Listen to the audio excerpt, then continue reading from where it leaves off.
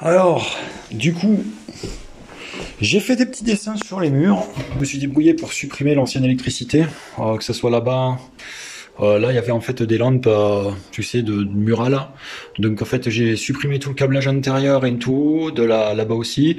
Parce qu'en fait, il y avait trois fils qui passaient comme ça à travers tout et qui rejoignaient cette boîte-là. J'ai fait mes petits dessins. Et pourquoi? Parce que là, en fait, moi, tu sais, j'ai un garage en dessous, donc en fait, je vais faire passer les fils par le dessous de la maison. Donc en fait, une pour alimenter la prise du four, une pour alimenter la prise du micro-ondes, et une qui va partir là-bas, enfin deux, pardon, qui va alimenter la cuisinière, et venir avec une autre pour la haute qui sera à peu près là. Voilà. En grosso modo, on voit pas très bien le trait, mais voilà. Et donc du coup voilà, là on voit pas très bien, mais là pareil, je vais pas faire tout venir là. Du coup en fait je vais faire une saignée jusqu'en bas de ce mur là, et je vais faire venir deux gaines pareilles, une pour une prise là et une autre gaine pour un doublon de prise là-bas. En fait, il y avait des prises et tout ça, j'ai tout supprimé pareil, tu vois, il y avait l'espace télé, là il y avait le support télé et tout ça, donc j'ai tout enlevé. Donc là où il y a une croix, il va y avoir une triplette de prises, parce qu'en fait, je pense mettre le percolateur par exemple et tout ça là. Du coup là c'est pareil, il y aura une petite... Enfin là il n'y aura pas besoin de saigner parce que c'est du placo. Donc je vais passer une gaine dedans et juste faire un trou en bas que ça passe dans le garage. On va commencer à préparer un peu le chantier. Donc on se protégeait surtout les oreilles, parce que quand vous perforez comme ça vaut mieux. Bon après vous n'avez plus d'oreilles. Donc moi je vais en fait percer en partie dans le carrelage, parce qu'ainsi je suis sûr quasi sûr de ne pas tomber dans le mur. Ne sachant pas s'il y a un décalage, de toute façon je vais le voir tout de suite.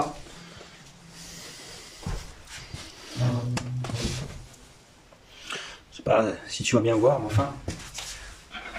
Bon, cette fois-ci. Alors on va prendre un cintre déplié. Ah ça y est, c'est passé. Ah ça y est. Allez, on va aller voir en bas. Alors on a bien notre fil de fer qui passe à travers.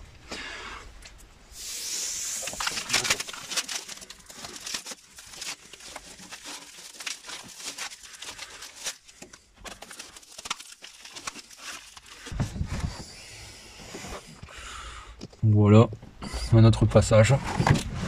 C'est pas si mal. On va peut-être passer un peu d'isolation.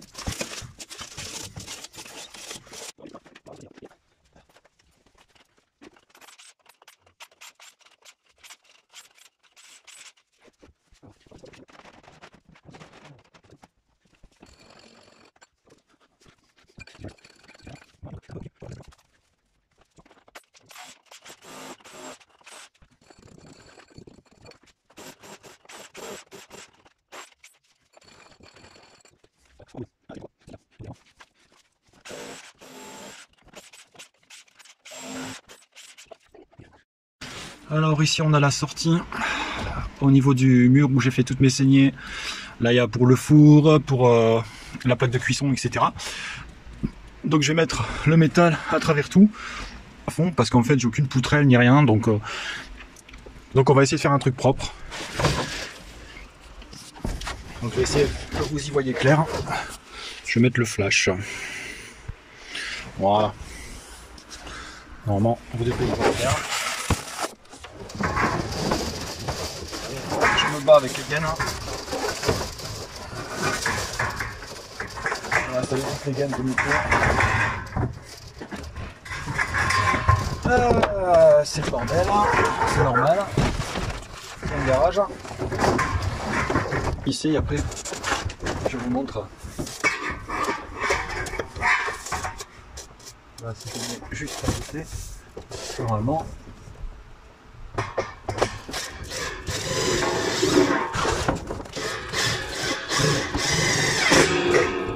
Yes. j'ai atteint une poutre.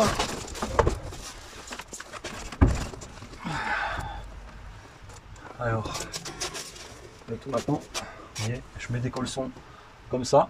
Bon. Allez, on va aller visser celui-là, là. En plus, là, j'ai la petite poutre en bois en haut.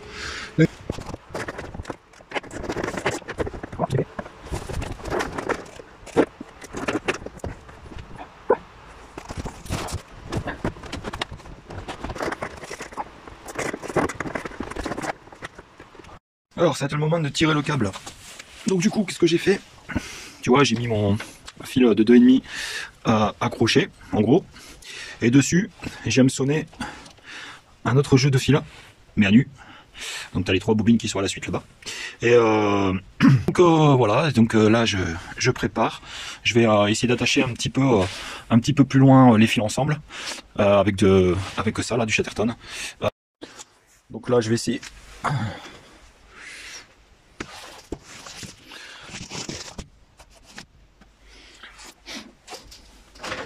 Donc, à plusieurs endroits du fil, je vais mettre un petit bout de scotch pour le lancer, comme ça, pour qu'il soit bien réuni.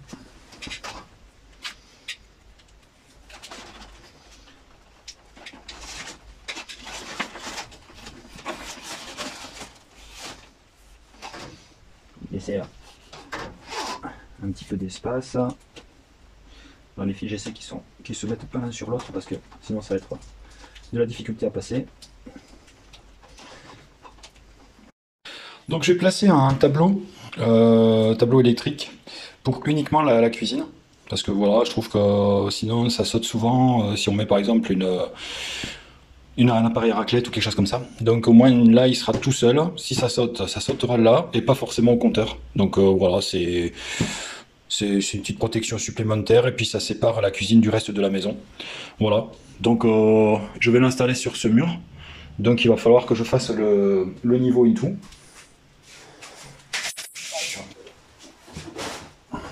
Donc ça se présente comme ça. Pour l'installation, il faut dévisser les attaches forme plat. Donc vous prenez un tournevis adapté. Je tiens en dessous en même temps, hein, donc ça risque pas normalement de tomber. Je vais même le poser ainsi. Ça c'est vraiment tout à la fin qu'on en mettra la garniture. Et en même temps qu'il y ait un capot de protection. Donc voilà, on a enlevé le couvercle là. Et donc ça se présente comme ça. On va contrer 1,80 m du haut du disjoncteur.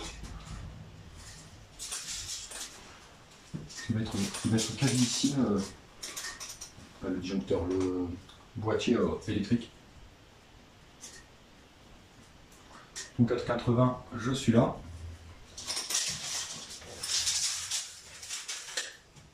Je prends mon niveau à vue. Voilà. J'ai des trous de fixation. Voilà comment c'est fait. Alors ça a l'air un peu schmilblick, tu vois. Bon, je me suis renseigné sur le site de Schneider, tu vois.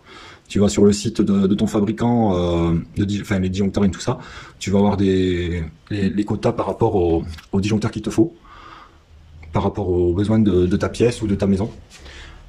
Donc voilà, donc tu vois, ma terre elle est là, et la terre j'ai refait une nouvelle ligne, donc en fait dans mon garage j'ai retapé un piquet de terre, au moins je suis sûr que voilà, la mise à la terre est satisfaisante, pour pas trop qu'il soit sur la terre par rapport à toute la maison. Et là j'ai mon alimentation principale, tu vois.